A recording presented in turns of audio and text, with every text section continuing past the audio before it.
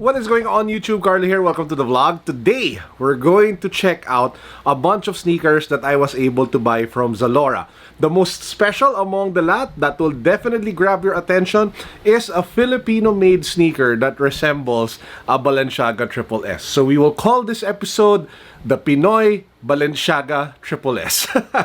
So let's get to the unboxing. Before we continue, let me just give a quick shout out to the sponsor of today's video. Of course, I'm talking about rose gold and black. If you guys are looking for premium, well-made, high-quality men's accessories such as beaded bracelets, leather bracelets, steel bracelets, amazing necklaces with a nice pendant, or even rings or sunglasses, you guys have to check out rose gold and black. Now, the good news is I was able to get you guys a pretty good discount. So all you have to do is to go down to the description box. The details of how you can avail of the discount can be found down below. So please do support the brands and the companies that make this vlog possible. I wouldn't be able to keep on churning content like this without their support. So if you are thinking of buying men's accessories, might as well buy from the brands that support this channel.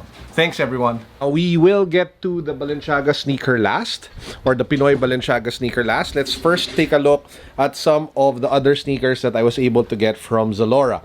Now this one is obviously from FILA, and this is, what do you call this?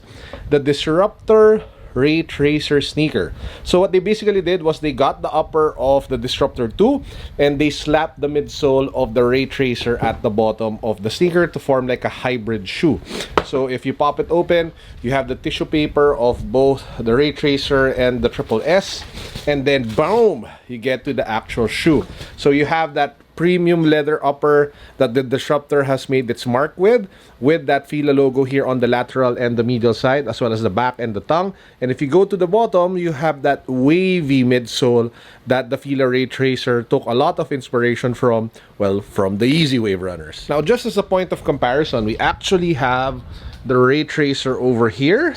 So this one has that orange pop in the white wavy midsole. So again, you guys can see the similarities between the midsoles of both. And let's pick up a Yeezy 700 over here. Let's probably get this one. This is the Inertia. By the way, the Inertia V2 700 came out. Didn't buy it anymore. Woohoo! I am free from the Yeezy curse of trying to buy every single Yeezy that comes out. I feel so liberated. But anyway, as you guys can see, there are a lot of notable, well, similarities between the shapes of the midsole of the Yeezy and the midsole of the Ray Tracer. And therefore, of course, the one that we have here, which is the Disruptor 2 Ray Tracer. Even if you take a look at the bottom over here, it has like a black outsole, but it still has cutouts very similar to the cutouts that you would see for the cutouts for the Boost over here for the Yeezy 700. But this one has Boost, this one doesn't have any.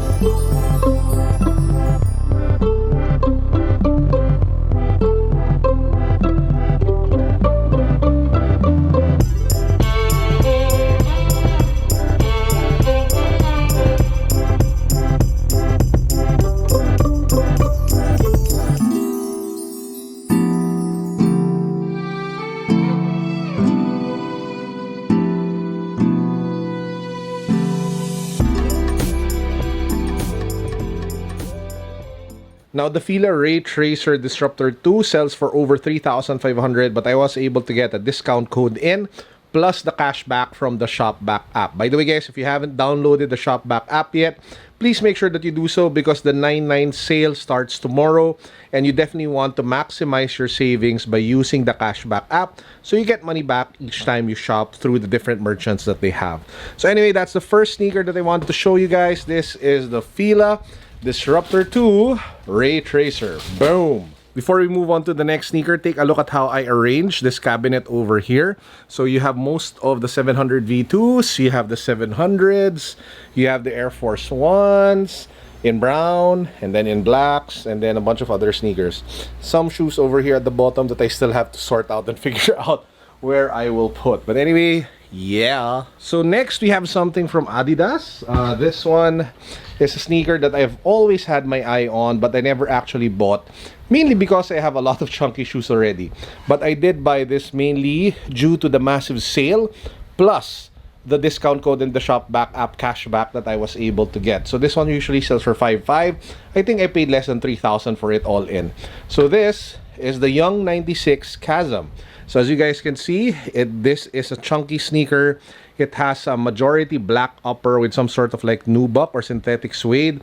You have mesh over here in that silver gray color, and then you have nice pops of orange for the 3 stripes on the lateral and the middle side.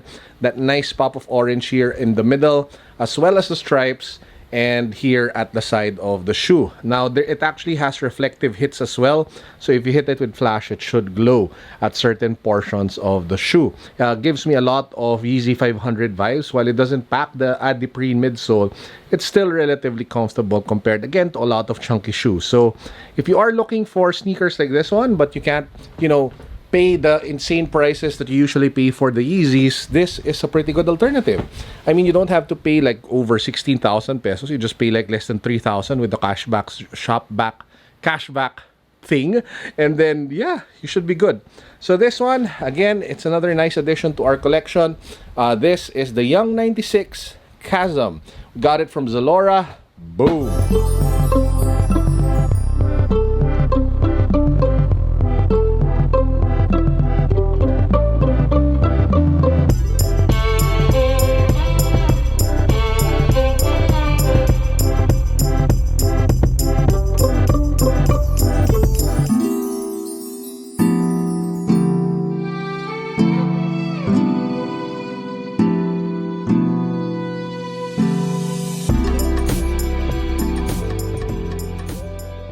And finally, we get to the main event of the evening, ladies and gentlemen. This is the Pinoy Balenciaga Triple S from the brand OTTO. To those who are my age, I'm actually 37 years old. We were required at one point in our school to just wear and buy OTTO sneakers. Apparently, it was like some sort of way to be more frugal or to show that we weren't materialistic. Good job, school. But anyway, so this is the OTTO Sports. I don't know what you're supposed to call it. It's called the gray navy blue combination sneaker. So usually sells for just 2,000 pesos, guys. So it's not expensive at all, but it definitely, as in definitely, takes a lot of inspiration from the Balenciaga Triple S. Now it isn't my size because they didn't have it in size 12, but take a look at that. So you have a very similar Triple S midsole over here. Even the color blocking is very similar. So you have the gray, the blue, the red. Of course, they did away with a lot of the premium materials that the Balenciaga Triple S used, substituting a lot of the leather panels for some sort of like mesh over here along the sides of the sneaker, some sort of like synthetic leather as well. You also have mesh over here just sitting on top of that leather patch down there. And yeah, and this one is not as solid because if you actually owned or tried on a Triple S, this part is actually kind of hard and heavy.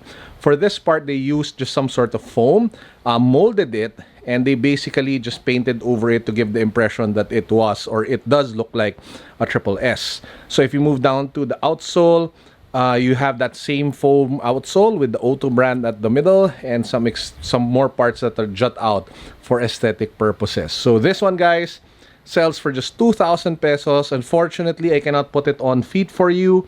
I cannot show you guys what it looks like, mainly because, again, it is size 8. I wasn't able to get it in my size.